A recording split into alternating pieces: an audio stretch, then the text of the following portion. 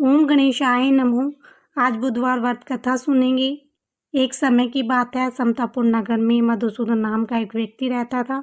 उसका विवाह पास के ही एक नगर बलरामपुर की रहने वाली संगीता से संपन्न हुआ था। देखने में वह सुशील सुंदर थी। एक दिन मधुसूदन अपनी पत्नी को लाने के लिए ससुराल पहुंचा। उसी दिन अपनी पत्नी को विदा करने की जिद पर अड़ा रहा, लेकिन उस दिन बुधवार था। पत्नी के घर वालों के समझाने के बाद भी वो नहीं समझा कि बुधवार के दिन यात्रा करना अशुभ होता है, और वह नहीं माना। संगीता के घर वालों को बुधवार के दिन ही विदा करना पड़ा। इस तरह से वे दोनों बैलगाड़ी में बैठकर जाने लगे। कुछ दूरी तय करने के बाद रास्ते में बैलगाड़ी का एक पहिया टूट गया। फिर दोनों गाड़ी से उतरकर पैदल यात्रा करने लगे। इसी बीच संगीता को प्यास लगी। तभी मधुसूदन पानी लेने गया। जब वो पानी लेकर लौटा तो हैरान हो गया। उसने देखा कि उसकी पत्नी के साथ कोई उसका हमशक्ल बैठा हुआ है। पास जाकर उसने हमशक्ल से पूछा कि कौन हो। इस पर उस आदमी ने कहा उसका नाम मधुसूदन है और वह संगीता का पति है। इस पर मधुसूदन भड़क गया और बोला कि ये झूठ है, असली मधुसूदन मैं हूँ।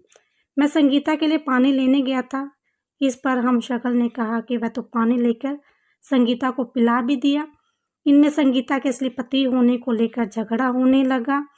उन्हें लड़ते हुए देखकर बहुत सारे लोग एकत्रित हो गए। नगर के कुछ सिपाही भी वहां आ गए। सिपाही उन दोनों को पकड़कर राजा के पास ले गए। सारी कहानी सुनाकर राजा भी कोई निर्णय नहीं कर पाया। संगीता भी इन दोनों में से अपने वास्तविक पति को नहीं पहचान पा रही थी। राजा ने दोनों को कारावास में डालने के लिए कहा। राजा के फैसले पर असली मधुसूदन भयभीत हो उठा। तभी आकाशवाणी हुई, मधुसूदन, तूने संगीता के माता पिता की बात नहीं मानी और बुधवार के दिन अपने ससुराल से प्रस्थान किया।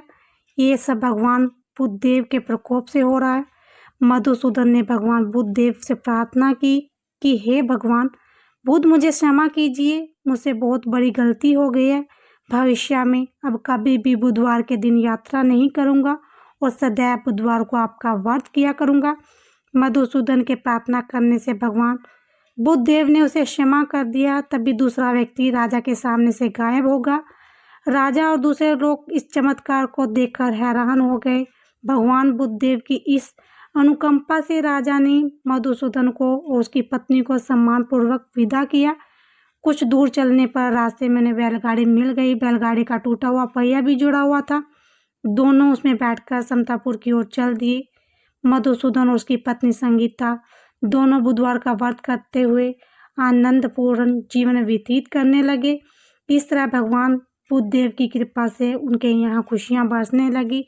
इस तरह से जो भी स्त्री पुरुष विधिवत बुधवार का व्रत करके व्रत कथा सुनते हैं, भगवान बुद्धदेव उनकी सभी कष्ट दूर करते हैं और मनोकामनाएं पूर्ण करते हैं। बोल गणपति महाराज की जय।